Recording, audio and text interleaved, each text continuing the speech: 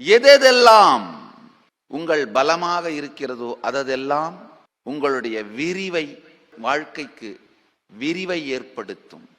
நல்லா புரிஞ்சுக்குங்கய்யா. மகனுக்காக சொத்து சேர்ப்பதை விட மகன்களோட கம்ப்ளீஷன்ல இருக்கிறது முக்கியம். கம்ப்ளீஷன்ல இருந்துகிட்டு சொத்தை சேர்த்து வச்சிங்கன்னா அவங்க உங்களுக்கு பலம்.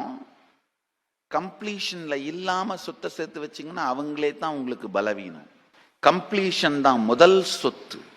நல்லா புரிஞ்சுக்கோங்க. கம்ப்ளீஷனுக்கான டெஃபினேஷன் இதுதான்.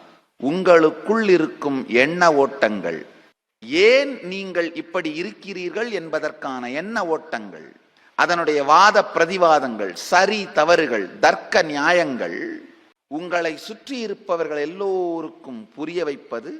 அவர்கள் புரிந்து கொள்ளவில்லை, புரிந்து கொள்கிறார்கள் அப்படின்ற கம்ப்ளைண்ட்ஸ் இல்லாம அவர்களுடைய எண்ண ஓட்டங்களை நீங்கள் புரிந்து கொள்வது.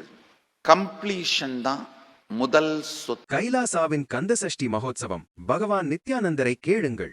6 நாட்கள் தினந்தோறும் நடைபெறும் தொடர் நேரலை சத்சங்கத்தில் இணையுங்கள்.